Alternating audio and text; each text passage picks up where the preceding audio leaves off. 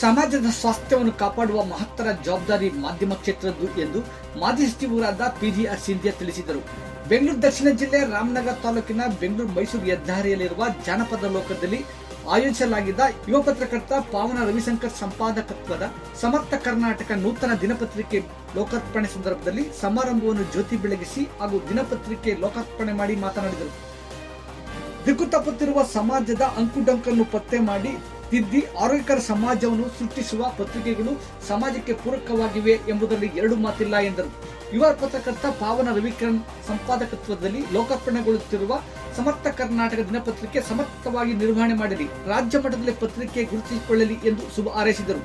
ಸಮರ್ಥ ಕರ್ನಾಟಕ ಲೋಕಾರ್ಪಣೆ ಸಮಾರಂಭದ ಅಧ್ಯಕ್ಷತೆ ವಹಿಸಿ ಮಾತನಾಡಿದ ನಗರಸಭಾ ಅಧ್ಯಕ್ಷ ಕೆ ಶೇಷಾದ್ರಿ, ಪತ್ರಿಕೆಗಳು ಯಾವುದೇ ರೀತಿಯ ಆಮಿಷಗಳಿಗೆ ಒಳಗಾಗಬಾರದು, ಸತ್ಯವನ್ನು ಪತ್ತೆ ಮಾಡಿ ನ್ಯಾಯ ಒದಗಿಸಬೇಕೆಂದು ಪತ್ರಿಕೆಗಳ ಧರ್ಮದ ಬಗ್ಗೆ ತಿಳಿಸಿದರು. ಈ ಸಂದರ್ಭದಲ್ಲಿ ಕರ್ನಾಟಕ ಕಾರ್ಯನಿರತ ಪತ್ರಕರ್ತರ ಸಂಘದ ಹಿರಿಯ ಉಪಾಧ್ಯಕ್ಷರಾದ ಮತ್ತಿಕೆರೆ ಜಯರಾಮ್ ಹಾಗೂ ಹಲವಾರು ಮುಖಂಡರು ಮಾತನಾಡಿದರು.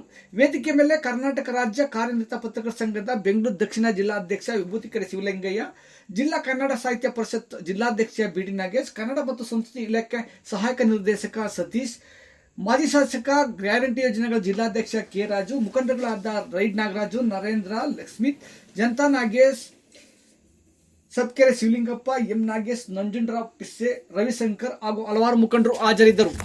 ಸಮರ್ಥ ಕರ್ನಾಟಕ ಅಂತ ಜಿಲ್ಲೆಯಲ್ಲಿ ಒಂದು ಹೊಸ ಪತ್ರಿಕೆ ಇದೆ. ತುಂಬ ನಾನು ಸ್ನಾತಕೋತ್ತರ ಪದವೀಧರ, ಪತ್ರಿಕೋದ್ಯಮದಲ್ಲೇ ಸ್ನಾತಕೋತ್ತರ ಪದವೀಧರ ಅಂತ ಓದಿದ್ದೀನಿ.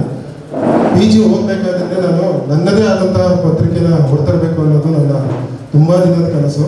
ಆ ಕನಸನ್ನ ನನಸು ಮಾಡ್ಕೊಳ್ಳೋಕ್ಕೆ ಸತತ 10 ವರ್ಷ ತಗೊಂಡಿದ್ದೀನಿ. ಈ 10 ವರ್ಷದಲ್ಲಿ ಈಗ ನಮ್ಮ ಮಿಸಸ್ ಹೆಸರಲ್ಲಿ ಒಂದು ಪೇಪರ್ ಮಾಡಿದ್ದೀನಿ. ನಿಮ್ಮೆಲ್ಲರ ಹಾರೈಕೆ ಮತ್ತು ಪ್ರೋತ್ಸಾಹ ಇದೇ ರೀತಿ ಇದ್ದರೆ ಒಂದು ಜಿಲ್ಲೆಯಲ್ಲಿ ಒಂದು ವಿಭಿನ್ನ ಮಟ್ಟದ ಒಂದು ಪತ್ರಿಕೆ ತಗೊಂಡು ಹೋಗಬೇಕು ಅಂತಲೇ ಹೊಸ ಪತ್ರಿಕೆ ಪ್ರಾರಂಭ ಮಾಡಿದ್ದು.